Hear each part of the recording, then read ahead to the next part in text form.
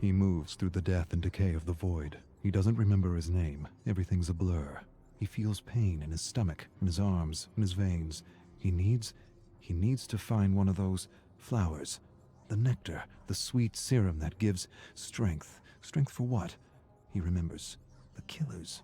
Experimenting on them. Why? Why was he experimenting on them? He doesn't remember. He caused a lot of suffering, but he doesn't feel remorse. He doesn't even know if he should feel remorse. He doesn't feel anything but an ache in the pit of his stomach for power.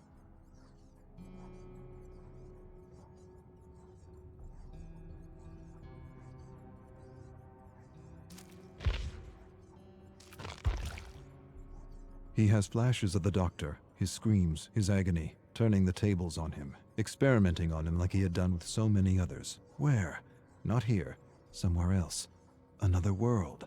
All of these survivors, marooned from other worlds. How does he know this? He doesn't remember. He remembers the experiments. What was he trying to understand? The nectar? The serum? The right dose? The right dose. To use without hurting himself. Too late.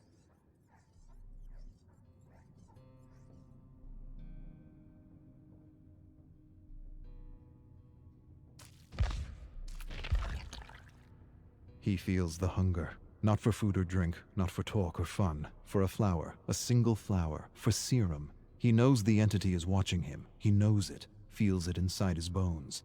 He doesn't want to be snatched for another trial, to suffer or cause suffering, and to what end? The great horrible mystery of it all. He wants to understand this place. He does. But he senses that to know, to really know, would drive him mad.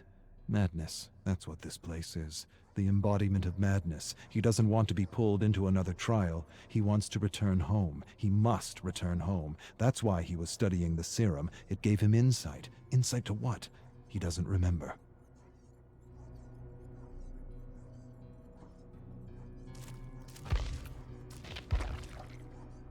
Home. He doesn't even remember where home is. He only remembers the void. Hundreds, maybe thousands of discarded survivors. Not dead, not alive, something else. Alive but dead inside. Burnt, emotionless, useless to the entity. He remembers rising from the void, finding a flower. Had this flower been his salvation? Had the flower been his way out? He falls to his knees and shouts at the abyss, and the abyss answers with silence.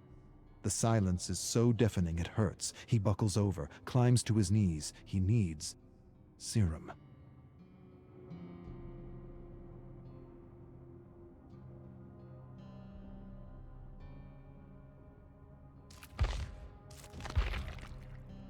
He's lost. He doesn't know where he is. He sees things like tentacles reaching out for him from the fog, and he knows they're not real. None of it is. He's losing his mind if he hasn't lost it already. His eyes play tricks on him. He sees giant, nameless creatures looming over him. Doesn't matter. They're not real. None of it is. His hunger confuses him, oppresses him.